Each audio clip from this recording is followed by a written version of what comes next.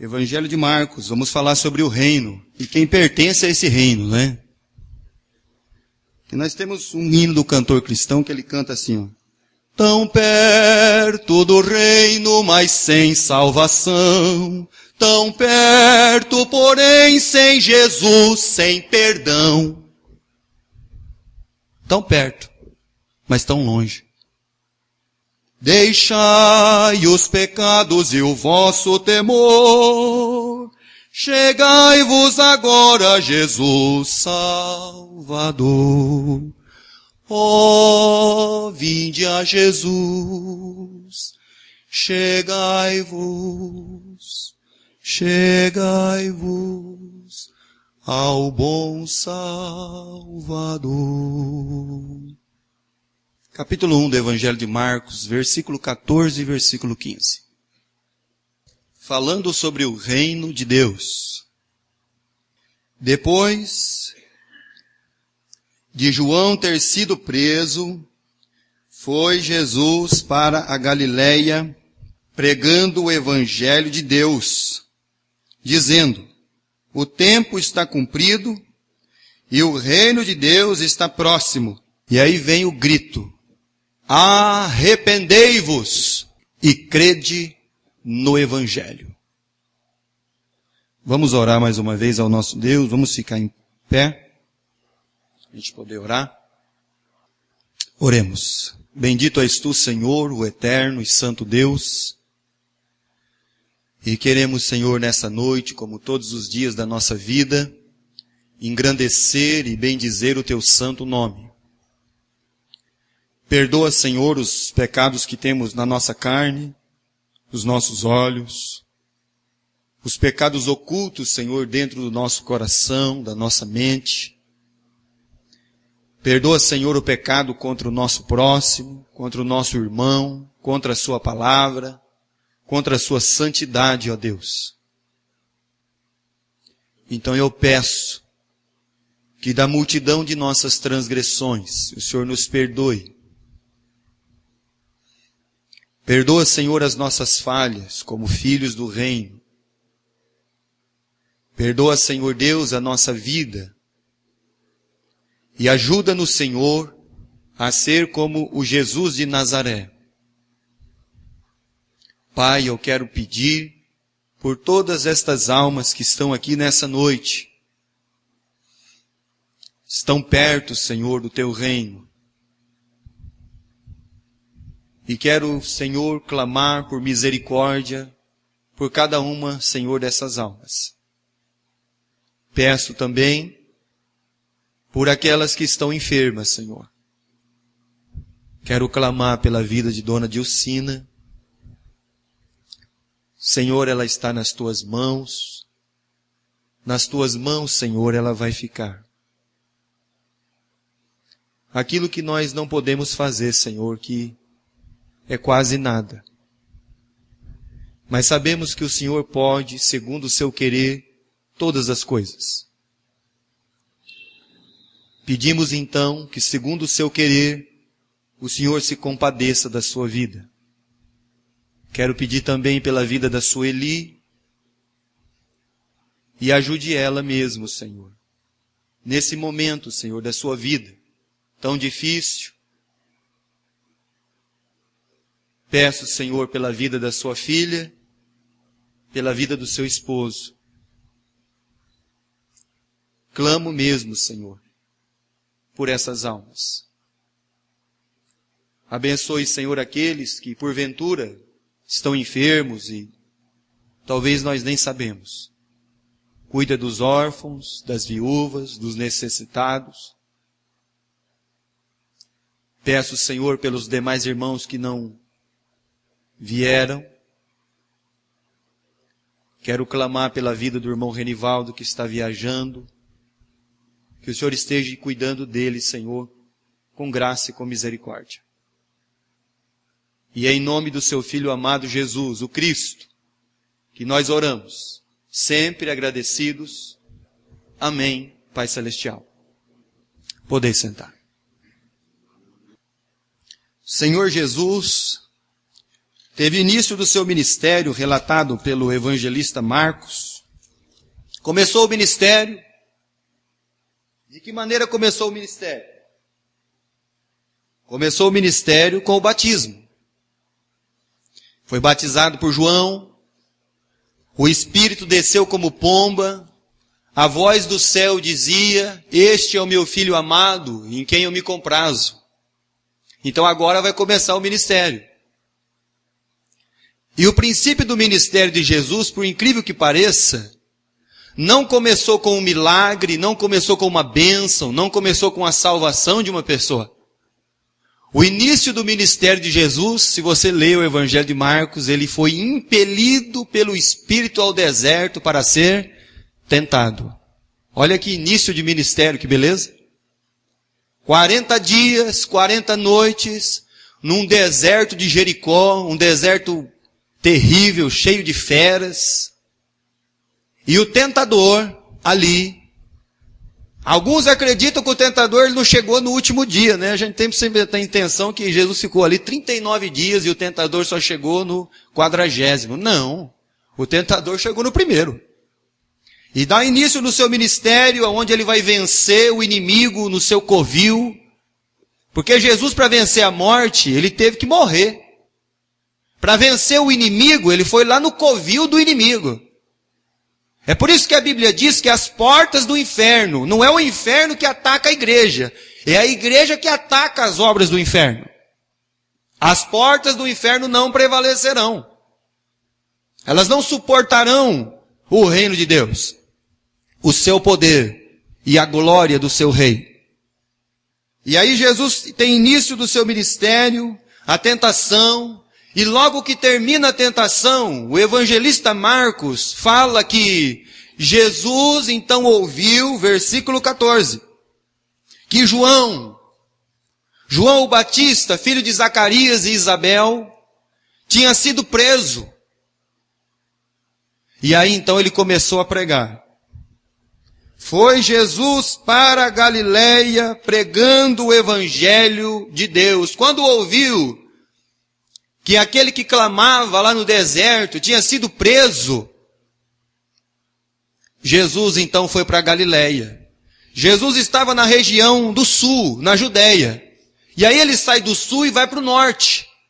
Mas no sul, que é a capital, que é o lugar onde todo mundo está, a nata da religião, as melhores escolas rabínicas estavam lá em Jerusalém.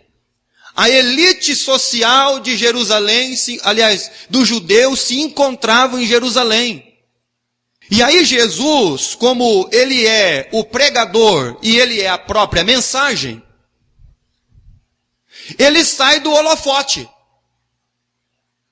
Enquanto hoje as almas, as pessoas, as ovelhas, eles querem ir no sentido do holofote, Jesus, o mestre, o Deus, o pregador e pregação, sai do holofote e vai para um lugar aonde ninguém quer ir. Ele saiu do meio daquela turbulência. Os religiosos estavam lá tudo observando ele. O que ele ia falar, o que ele ia dizer. Tadinhos. A única coisa que restava para eles é o Evangelho de João 8,44. Só isso. E aí Jesus sai do sul. Por quê? Alguém que quer ser conhecido, ele não vai para um lugar que ninguém quer ir. Alguém que quer estar na mídia e na fama, ele não vai para um lugar chamado Galileia. É só Jesus mesmo. Porque Jesus, ele contraria tudo aquilo que você pensa. Então pensa você, tudo que você pensa, Deus contraria o seu pensamento. Outro dia eu ouvi uma frase. Eu pensei que você ia ser alguma coisa. Falei, estamos no caminho certo. Porque os filhos do reino de Deus é para não ser nada mesmo. Porque o reino de Deus está de cabeça para baixo. E esse evangelho desse reino, esse reino de Deus que está estabelecido, e já está aqui, porque já chegou. Jesus então ouviu que aquele pregador tinha sido preso, então eu vou começar a pregar. E foi isso que Jesus ele fez. Começou a pregar.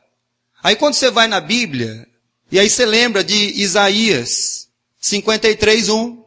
Senhor, o grande pregador Isaías, o profeta maior do Antigo Testamento, ele diz assim: quem deu crédito à nossa pregação, Senhor? Quando você vai ler o livro de Eclesiastes, ele começa dizendo assim: o pregador, filho de Davi, falando Salomão. A igreja, ela não somente está incumbida, como na atualidade, pessoa tem entendimento de igreja do seguinte, que igreja é só para a gente anunciar a palavra. Não é isso não. Quando você olha o princípio da igreja, eles não somente anunciavam a palavra, mas eles faziam muito mais. E não é somente, meus irmãos, na comunhão, pastor, isso eu já sei, na comunhão, no partir do pão, nas necessidades, era muito mais, eles viviam o evangelho. Eles estavam com esse evangelho do reino dentro deles, dizendo para as pessoas assim: olha, é assim que vai ser. É assim que é. Mas com o passar do tempo, a igreja, não Cristo e nem sua palavra, presta atenção. A igreja, humanamente formada de pessoas e pecadores, ela foi se perdendo com o passar do tempo. Porque hoje, nós gastamos mais em prédio do que em gente. Hoje se constrói templos magníficos, porque a gente gasta mais em prédio do que em gente. Tá bom. E aí Jesus, que é esse próprio reino de Deus, ele está pregando, falando. Mas a igreja não é só para pregar. Porque se você fala e não vive, não adianta nada. É sem fruto. Se você fala do reino, mas esse reino não é visível na sua vida, então são palavras só da boca para fora. E aí Jesus então está dando a ordem lá para a sua igreja. E aí Paulo, quando foi escrever as cartas, ele diz assim, ó, eu fui designado pregador. Quando ele vai escrever para o filho na fé chamado Timóteo, ele diz assim, meu filho, prega a palavra, insta a tempo e fora de tempo. Mas Paulo nunca deixou de dar o conselho, não somente de pregar, mas de viver. Não somente de pregar, mas demonstrar em poder o reino de Deus. Vida. Vida transformada. Coração transformado. Mente transformada. Abra sua Bíblia, por favor, em Romanos capítulo 10. Segura aí no Evangelho de Marcos, que nós vamos voltar. Romanos capítulo 10. E Jesus então está lá, no princípio do ministério, já ouviu que a perseguição tinha chegado até o João, foi preso. E agora, o que eu faço? Jesus então toma a sabedoria, a decisão sábia, daquela que nós não tomamos. Daquela que a maioria das vezes a gente não toma. Decisão com sabedoria. As nossas decisões são todas baseadas na nossa carne, na nossa vontade, no nosso desejo e naquilo que a gente acha. Então, se fosse para o desejo, vontade de um ser humano, pecador, ele se direcionaria então para Jerusalém e nunca jamais para Galileia. Romanos capítulo 10, verso 14 e 15. E aí a Bíblia diz assim aqui, Paulo dizendo, como, porém, invocarão aqueles que não creram? Como crerão naquele de quem nada ouviram? E como ouvirão se não há quem pregue?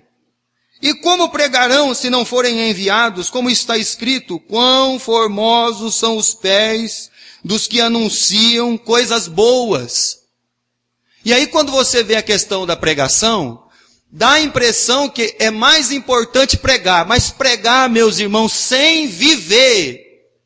É por isso que muitas vezes a pessoa fala assim, olha, eu não estou entendendo, pastor. Mas não está? Então tem alguma coisa errada. Tenho certeza que com Deus, com a palavra de Deus, não tem nada de errado. Então o erro está na gente. E aí, essa pregação, essa vida devocional, essa vida entregue. E quando você pensa, por exemplo, quando Pedro escreveu de Noé. O que ele escreveu de Noé? O pregoeiro da justiça. Aquele que ficou pregando por 100 anos que viria o dilúvio. A pregação era importante. Mas não adiantava nada o Noé ter pregado e não ter construído a arca. Então, uma vida de falar sem viver é um Noé sem arca. É um Noé que quando o dilúvio vai vir, vai levar ele e toda a família dele.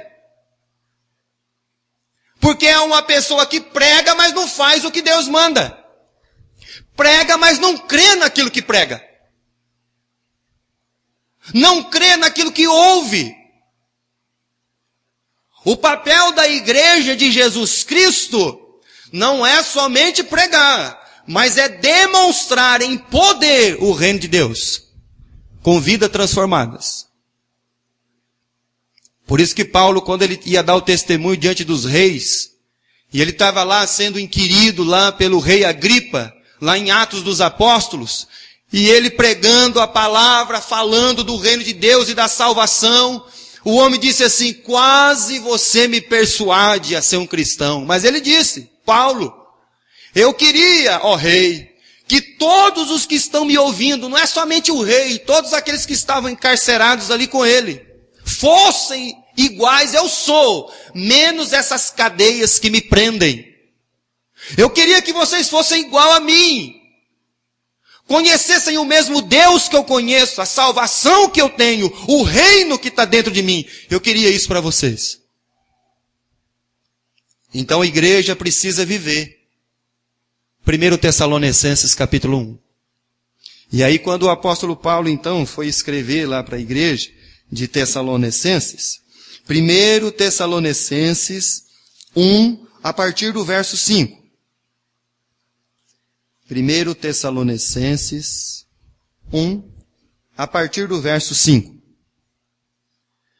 Porque o nosso evangelho não chegou até vós tão somente em palavras, mas sobretudo em poder, no Espírito Santo e na plena convicção, assim como sabeis ter sido o nosso procedimento entre vós, e por amor de vós. Com efeito, vos tornastes imitadores nosso e de nosso Senhor, tendo recebido a palavra, posto em meio a muita tribulação, com alegria do Espírito Santo, de sorte que vos tornaste modelo para todos os crentes da Macedônia e da Acaia. Porque de vós repercutiu a palavra do Senhor, não só na Macedônia e Acaia, mas por toda parte se divulgou a vossa fé para com Deus, de tal ponto de não termos necessidade de acrescentar coisa alguma. Então é uma igreja que prega e vive o que prega. Igreja não é uma pessoa nem duas.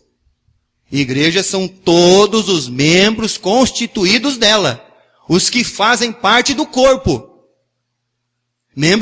Igreja não é uma pessoa.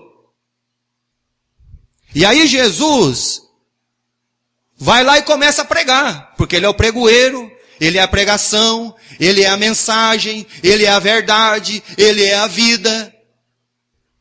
E aí Paulo diz sobre essa igreja, olha, o evangelho que vocês estão pregando agora, olha, ele tomou conta da Macedônia, da Acaia.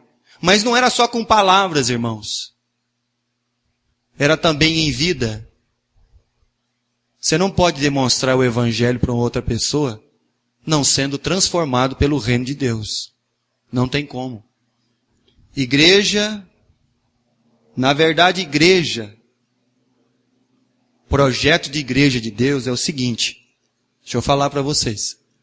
O projeto da igreja de Deus, de Cristo, é o ensaio do novo mundo. Então vai ser assim o novo mundo? Crentes cansados de Deus, com o coração cheio de amargura e tristeza? É assim que vai ser o novo mundo, irmãos? Pessoas ainda vivendo para si mesmas, tomando a rédea da sua própria vida? É assim que vai ser? Por isso que nós falamos que a igreja ela veio se perdendo aos poucos. Porque ela deixou de entender isso. Que a igreja é o ensaio do novo mundo, como vai ser. E por isso é esse evangelho do reino. Que Jesus veio fazendo o bem, curando todos os enfermos, os necessitados, e destruindo toda a obra do diabo. É isso que está escrito lá em Atos capítulo 10. E esse é o reino. E esse é o ensaio do reino. Você já pensou você viver na eternidade perto de uma pessoa que você não gosta? Fala para mim. Isso é o ensaio do reino, irmão? Quero perguntar para você. Esse é o coração que você vai para o céu? Hã? Não tem jeito. Vai passar a eternidade lá no céu, cortando caminho? Passando do outro lado da rua de ouro? É? Ó, vai ter culto hoje. Não, eu não vou não, porque o fulano vai, eu vou só no das 19 horas. Não, eu vou no da manhã, porque ele não vai estar lá. Não vai ter jeito. Então é complicado. E esse é o reino de Deus, que era para ser já o ensaio do novo mundo. E aí como que a gente está vivendo, né? Pois é. Então Jesus ele deixou aquela região de conflito ali, né? Aquele conflito para quem ia ser mais assediado, aquele que ia arrastar as multidões, aquele que ia chamar a atenção de muitos, aquele que ia debater com a casta religiosa, aquele que ia entrar nas escolas rabínicas e falar para eles assim, olha, vocês estão errados. Você já percebeu que quando você evangeliza uma pessoa, você está dizendo para ele que ele está errado? Que quando você fala do reino de Deus que vai ser estabelecido, você está dizendo para ele que ele é um ser humano que está vivendo errado. Você está errado, meu camarada. Eu estou falando para você desse reino, porque você está contra ele. Você está indo na contramão desse reino. E esse é o reino de Deus, que já deveria estar estabelecido através da igreja, nesse mundo.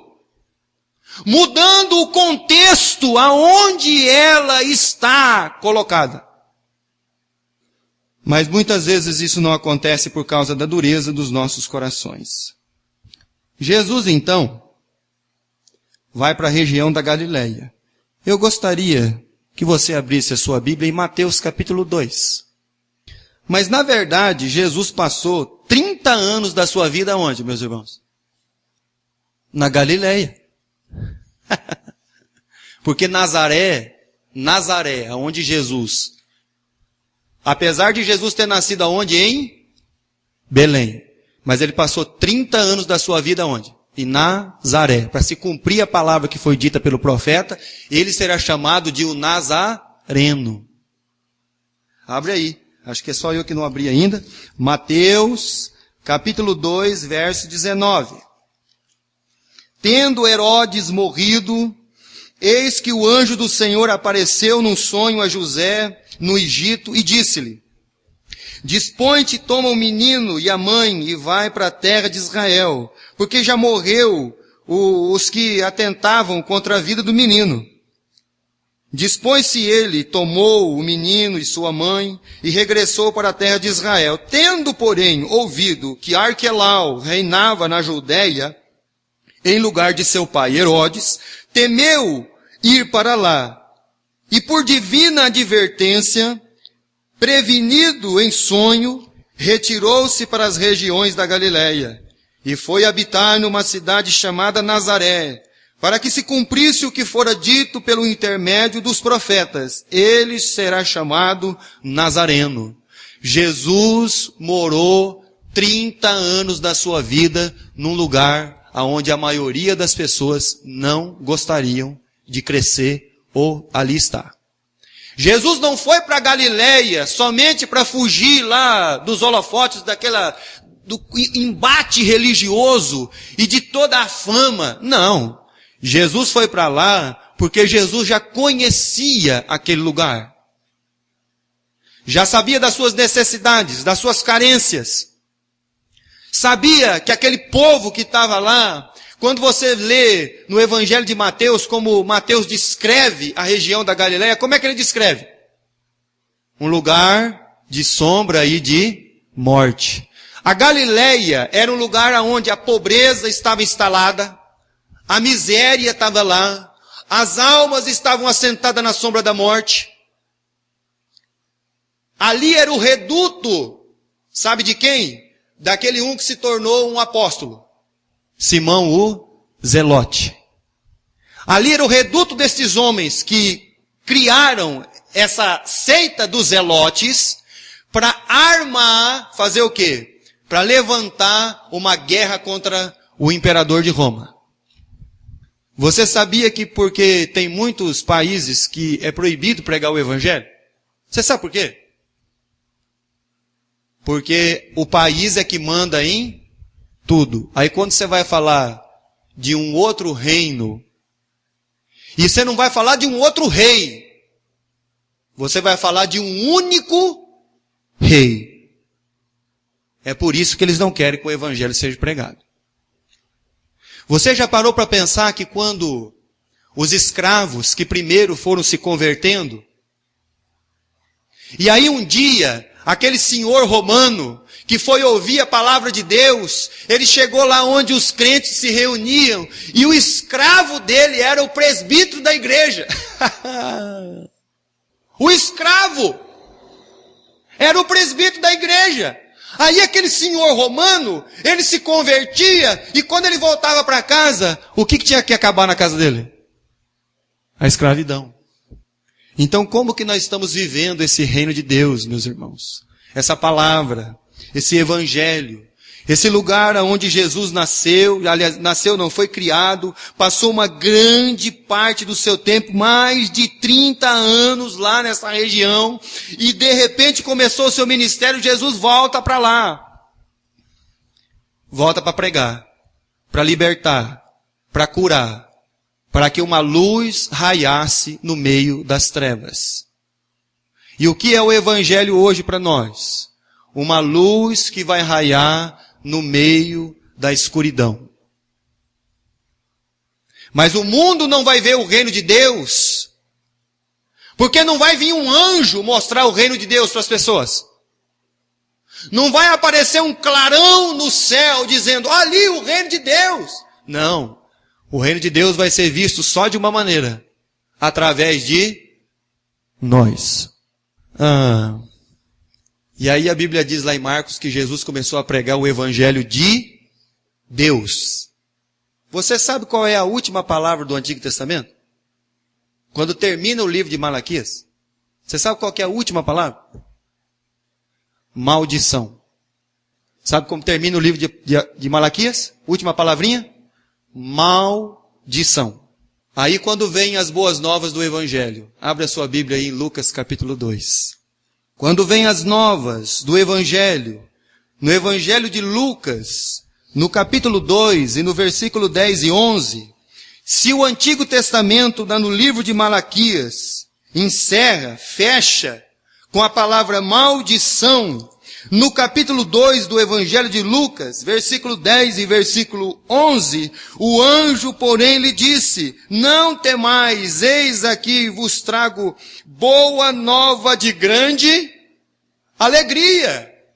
Se terminou com a palavra maldição, quando o evangelho do reino começou a ser anunciado, quando Jesus ele nasceu, a promessa de Deus nasceu, eram boas novas de alegria, de transformação, de saber que as vidas iam ser transformadas e mudadas, que ia haver uma alegria, uma paz, aonde esse evangelho, aonde esse Salvador, aonde essa palavra entrasse nos corações das almas. Boas novas de alegria, que será para todo o povo, e que hoje vos nasceu na cidade de Davi o Salvador, que é Cristo, o Senhor. Muito bem. Quando Paulo vai falar sobre a questão do evangelho, ele fala evangelho da paz, evangelho da esperança, evangelho da salvação.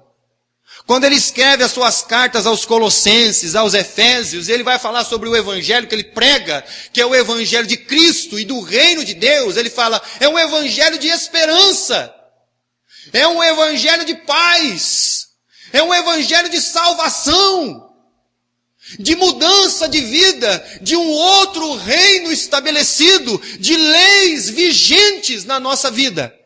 Porque agora nós trabalhamos todos, por todos e para todos. Eu não trabalho mais para mim agora. Eu trabalho por todos, para todos e por todos. Essa era a igreja lá de Atos dos Apóstolos. Essa era a palavra que eles viviam, que eles pregavam, esse evangelho que Paulo saiu também pregando quando deu a ordem lá. A igreja de Jesus e esse evangelho são diferentes de religião. Por quê diferente de religião? A religião, ela tenta alcançar Deus de baixo para cima. A igreja de Jesus, o evangelho de Deus, ele veio de cima para baixo. Um exemplo que eu gosto muito dessa questão é a Torre de Babel. Lá no livro de Gênesis, no capítulo 11, quando você lê sobre que Deus deu a ordem para eles se multiplicarem, crescerem sobre a terra, mas eles tinham que fazer o quê? Se espalhar e não se ajuntar. Mas eles se ajuntaram no vale de Sinear, e lá eles cresceram e construíram lá uma grande cidade. E aí eles vamos construir uma torre que vai chegar até no céu. Então essa é a religião que tenta chegar em Deus. E na verdade a igreja de Jesus, o reino de Deus, foi ele que se achegou a nós. Porque Jesus diz, o reino de Deus é chegado. Ele já está aqui. Ele está no meio de você e ele está dentro de você. Então a religião, os religiosos, eles tentam chegar até Jesus, até o reino. E a Bíblia diz que o reino é que vem até nós. Que o reino que está estabelecido até nós. Abra a sua Bíblia no Evangelho de João, capítulo 3.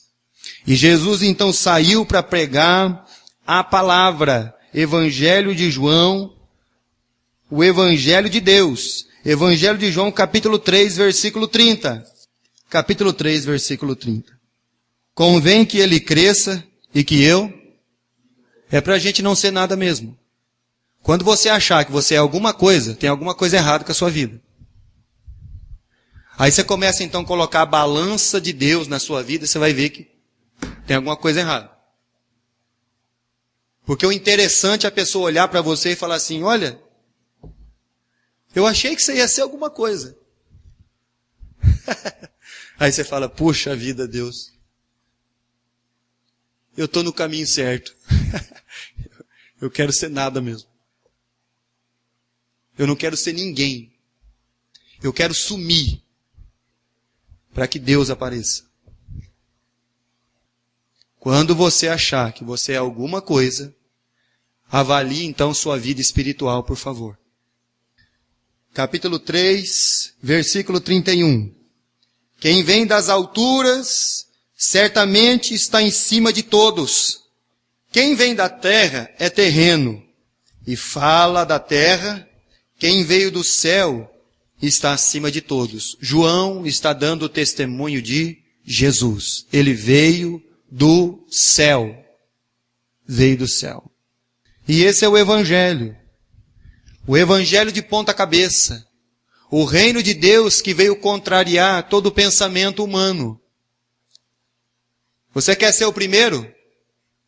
Seja o último. Você quer ser o maior? Seja o menor. Você quer ser feliz no reino de Deus? Então seja humilde de espírito. Seja o que chora. Seja o pacífico. Seja o manso. Seja o que sofre perseguição por causa do reino, porque essa é a natureza do filho do reino. O reino de Deus, que está de cabeça para baixo. E aí quando Jesus então começou a pregar, ouviu que João estava preso, descrito lá por Marcos que nós lemos. E aí ele, arrependei-vos e crede no Evangelho. Não existe conversão sem arrependimento. Não existe uma vida que vai se converter, uma alma, sem se arrepender. Arrependimento não é você se arrepender do que você faz. Não é isso. Sabia que não é isso? Arrependimento diante de Deus é você se arrepender de quem você é. Porque muitas vezes a gente fala assim, poxa vida, eu fiz tal coisa, eu nem acredito que eu fiz isso. Mas é que você está sendo complacente com você mesmo. Porque você deveria dizer assim, eu só fiz isso porque eu sou mesmo assim. Eu sou isso daí. Você sabia que arrependimento não é só sentimento de culpa? Arrependimento, meus irmãos, é nós nos arrependermos de quem nós somos. É olhar para mim e falar assim, meu Deus, me salva de mim mesmo. Porque eu me arrependo de quem eu sou. Porque esse reino de Deus veio fazer isso. Não veio criar na pessoa um mero sentimento de culpa, mas veio criar nele, olhar para ele e dizer assim, eu me arrependo de ser esse ser. Então me transforma, meu Deus. Me ajuda. Transforma meu coração. Transforma minha mente. Arrependimento, metanoia, mudança de pensamento e de entendimento. Me ajuda a parar de dar as minhas desculpas esfarrapadas. Me ajuda, Senhor, a me arrepender de ser esse ser, para que eu seja o novo, para que eu seja o ensaio do reino estabelecido na terra. Me ajuda a entender que a minha vida agora é por todos e para todos. Me ajuda a olhar o meu irmão e amar ele. Arrependimento e fé. Sem você se arrepender verdadeiramente dos seus pecados, não tem como você fazer parte do reino de Deus. Jesus diz que se uma alma não nascer de novo, ele não pode ver e não pode entrar. Então não é a religião que põe você no céu. O reino de Deus não é uma denominação. O reino de Deus não é a denominação batista. Não são as outras denominações. O reino de Deus é um estado, é um governo, que o próprio Deus já começou a estabelecer e plenamente vai fazer isso. Vamos ler 2 Coríntios capítulo 7. Estamos quase terminando, meus amados irmãos. 2 Coríntios capítulo 7. Esse é o reino. 2 Coríntios 7, verso 10. Esse é a pregação do reino que Jesus pregou. 2 Coríntios 7:10. Porque a tristeza, segundo Deus, produz o arrependimento para a salvação, que a ninguém traz pesar. Mas a tristeza do mundo produz só a morte. A tristeza de Deus, quando realmente eu me entristeço e me arrependo do ser que eu sou, porque eu deveria ser um ser que estava sabendo viver aquilo que Deus estabeleceu. Eu me arrependo de ser o ser que não consigo viver aquilo que Deus estabeleceu para mim. Então isso é arrependimento. E a igreja perdeu, irmãos. Estou falando da igreja de Oriente, não. Estou falando da igreja no decorrer da sua caminhada. Perdeu esse entendimento. Arrependimento. Quando o carcereiro quis ouvir sobre salvação, em Atos capítulo 16, a resposta foi pronta. Crê no Senhor Jesus e serás salvo, tu e a tua família, tua casa. Jesus pregou o reino de Deus. Jesus pregou o evangelho do reino. Crede. Viva. Por favor, eu peço para você, por favor, viva o reino de Deus. Entregue mesmo a sua vida para você viver esse reino. Se arrependa. O grito de Jesus, arrependei-vos e crede no evangelho. Amém? Muito bem, meus amados irmãos. Eu acho que eu já falei na quinta-feira, mas vou falar novamente, né? Sobre a questão da oferta da compra da Kombi. Tivemos uma oferta de R$15.380 num tempo de crise. Pois é. A igreja já adquiriu uma Kombi, está aqui fora, e já tem outra comprada. 2. É só o Jesus de Nazaré que pode tocar num coração, numa alma. É só o nosso Jesus. Quero agradecer a todos que oraram. Tenho certeza que os irmãos oraram, pediram. E Deus mesmo ouviu as nossas orações. Ele moveu os corações, né? E nós temos que agradecer a Deus por isso. Continue orando pela dona Dilcina, pela Sueli. A Sueli, a dona Dilcina, ela é sogra da nossa irmã Ana. A Sueli, ela é cunhada da irmã Damares. Ela é irmã do irmão Renivaldo. Ela tem, acho que no máximo 45 anos, né? 43. Esses dias nós admiramos da morte da nossa irmã Zilda, que tinha 52 anos, hein?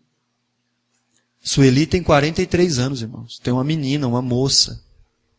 Ela é irmã do irmão Renivaldo. Ore por ela, porque não é fácil você ver uma vida indo embora. É muito difícil. Ore por dona Dilcina. Porque o nosso dia também vai chegar.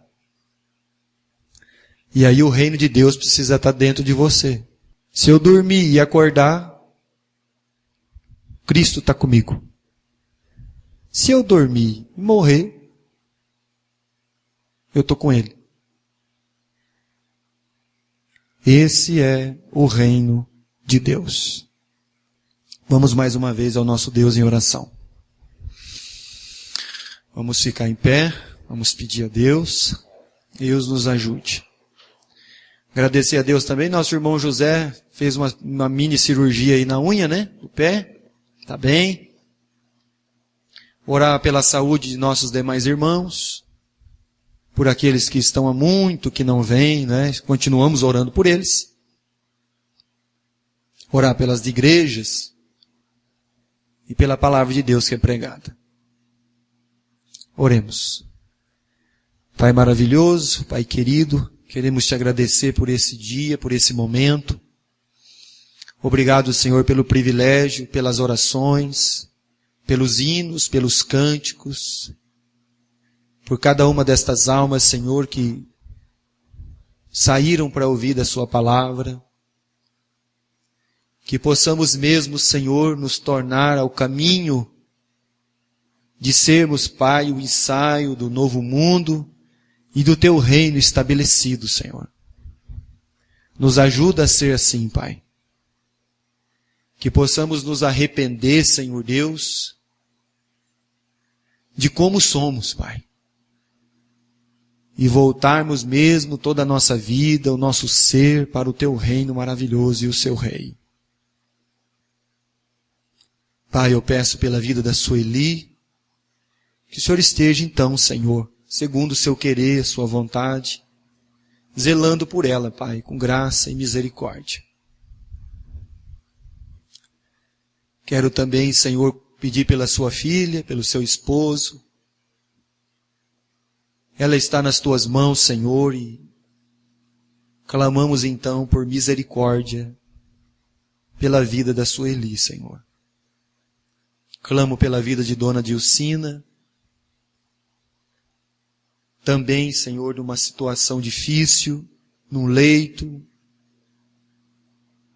E clamamos, Senhor, pelo seu poder e graça sobre a sua vida. Cuida dos seus filhos, suas noras, seus netos. E pedimos mesmo, Pai, que o Senhor a ajude. Quero também pedir pelos pedidos da nossa irmã Ana Laura, que fez, pelos conhecidos que ela tem, Senhor, que pedem oração, pelas enfermidades que têm assolado a vida deles. Sabemos que nós estamos neste mundo e que estamos sujeitos, Senhor, a todas essas coisas. Então, por isso, Pai, eu clamo, nos ajuda, Senhor, a viver o teu reino. Peço então por essas almas, que o Senhor esteja também, Senhor, trabalhando e tratando mesmo dessas vidas. Cuida dos nossos queridos que não estão presentes. Obrigado pela escola bíblica. Cuida da tua igreja, Pai, do teu povo, das tuas ovelhas. Obrigado, Senhor, por nos ensinar e nos transformar cada dia. Para que nós sejamos mesmo, Pai, a imagem do Jesus de Nazaré. Pai amado, é em nome de Cristo que nós oramos, sempre agradecidos. Amém, Pai Celestial. Próximo domingo, último domingo do mês, ceia do Senhor, 19 horas.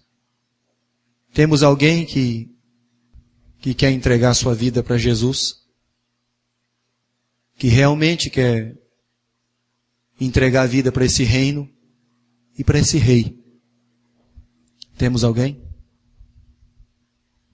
Muito bem. Meus amados irmãos, que Deus abençoe a todos e vão em paz.